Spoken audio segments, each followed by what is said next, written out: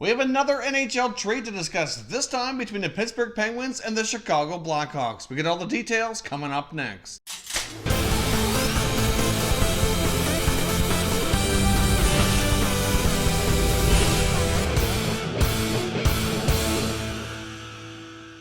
Welcome back to Top Shelf Hockey. If you're new to the channel, thanks for stopping by. We review and discuss all 31 NHL teams. So if you're a huge hockey fan, consider subscribing and clicking the bell so you don't miss anything.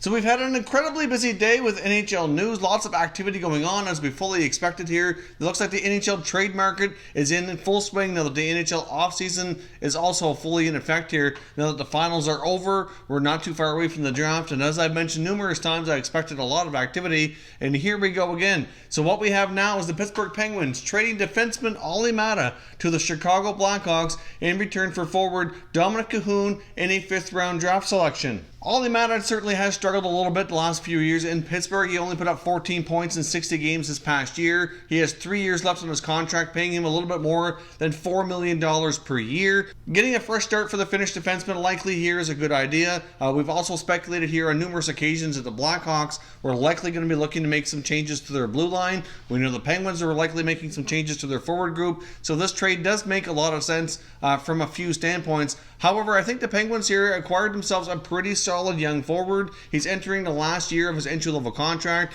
Dominic Kahun had a pretty solid offensive year last year with the Blackhawks. He played in all 82 games last year for Chicago and put up 13 goals and 37 points, and I thought he had a pretty solid rookie year. So obviously he's another forward who can come in for the Penguins. Obviously gets them a little bit younger. He's an undrafted forward originally. He does have German and Czech nationality. He's played for Germany on the international stage before. But certainly a really promising young forward who came over and played with Chicago last year. I guess from the Blackhawks' perspective here, they're moving out another young forward and they're improving their blue line. But obviously, they made some deals last year and certainly improved their overall forward group. So I guess they could probably afford to make this trade. However, I really like this trade from the Penguins' perspective. They get to save money. They get a solid young forward who can play in the top 6 or top 9. Hopefully gets them some more scoring. I don't think Jim Rutherford to be done here. I do expect other moves. And I certainly wouldn't be surprised to see some more moves at a Stan Bowman in the Chicago Blackhawks as well. I wouldn't be completely shocked to see them continue